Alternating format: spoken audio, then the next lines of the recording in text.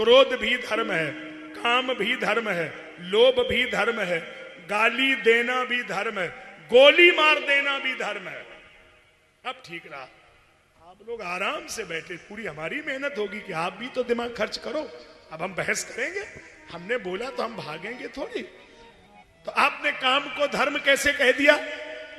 हमने कह दिया तो जवाब दे रहे हैं। काम कब धर्म हो जाएगा? अपनी पत्नी में काम भाव रखना, ये गृहस्थ आश्रम का धर्म है। पराई पत्नी को उस दृष्टि से देखना अधर्म है। तो क्रोध को आपने धर्म कैसे मान लिया? अपने बेटे पर, अपने शिष्य पर, अपने सेवक पर, अपनी पत्नी पर, अपने परिवार पर क्रोध करना ये आपका धर्म है। पड़ोसी पे क्रोध करना अधर्म है। तो लोभ को धर्म कब मान लिया गया? घर गृहस्थी चलाने में लोभ करना ये गृहस्थी धर्म है। और यज्ञ भागवत करे फिर लोभ करे अधर्म है। तो गाली देना किसका धर्म है? गाली देना भी धर्म है। किसका धर्म है?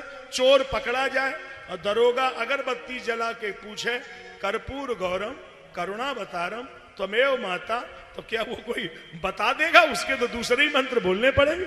उसके लिए धर्म है, उसको तो ट्रेनिंग सेंटर में पढ़ाया गया। तो गोली मार देना किसका धर्म है?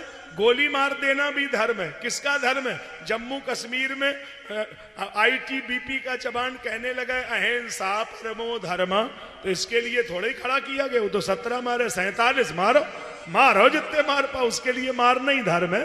वो थोड़ा ही वहां भागवत पढ़ेगा साहब, उसके लिए तो मारना ही धर्म है। अलग अलग एंगल से पढ़िए, आप एक एंगल से क्यों पढ़ रहे हैं? जैसे डॉक्टर और डाकू, मतलब दोनों बराबर। नहीं, बुरा नहीं मानना, कोई डॉक्टर यहां बैठे हो, ये बगल में ही अस्पताल है साहब, इतना बड़ा एक वो तो नहीं। मैं समझा रहा हूं, पहले बात सुन लो। डॉक्टर डाकू कैसे बराबर कह दिया आपने? अच्छा सुन लो, जवाब दे रहा हूं। डॉक्टर के नाम के नीचे लिखा होता है विख्यात और डाकू के नीचे कुख्यात, दोनों एक जैसे। अच्छा एक बात और बताऊं, इनाम दोनों पर होता है। डॉक्टर को इनाम दिया जाता है, डाकू को इनाम घोषित किया जाता है। अच्छा चीर फाड़ दोनों करते, छुरी दोनों चलाते, रक्त तो दोनों गिराते।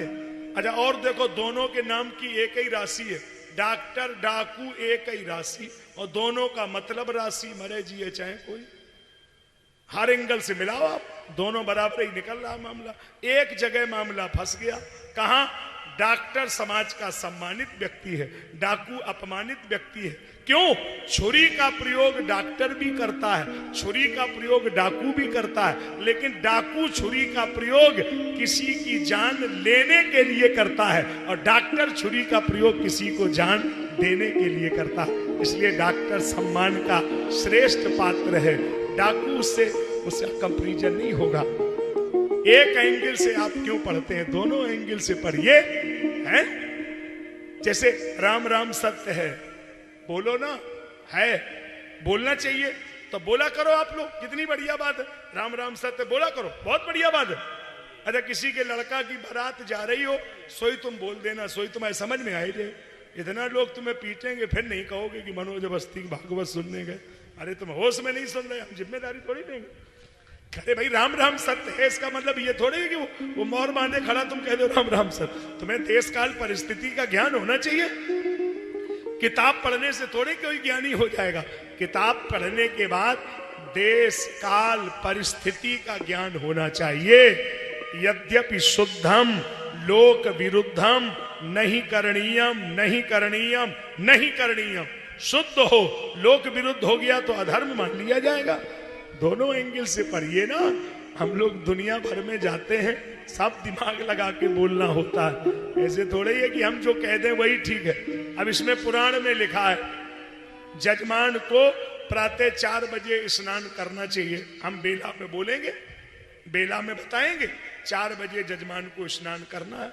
अब यही पुराण जब हम शिमला में करने जाते हैं तो हम वहां जजमान से कह दें कि 4 बजे नहा लेना, तो फिर भागवत का भंडारा बाद में होगा, जजमान पहले ही निपट जाएगा, क्योंकि 4 बजे वहां -डिग्री होगा पायरा। अब हम कहें लिखी है तो लिखे से थोड़ा ही मतलब है। ये तो देखो परिस्थिति क्या है, वहां तो साहब मुश्किल काम होता है। तो हम लोगों ने को तो एंगल देखना है, कहां कौन सी चीज को समझना।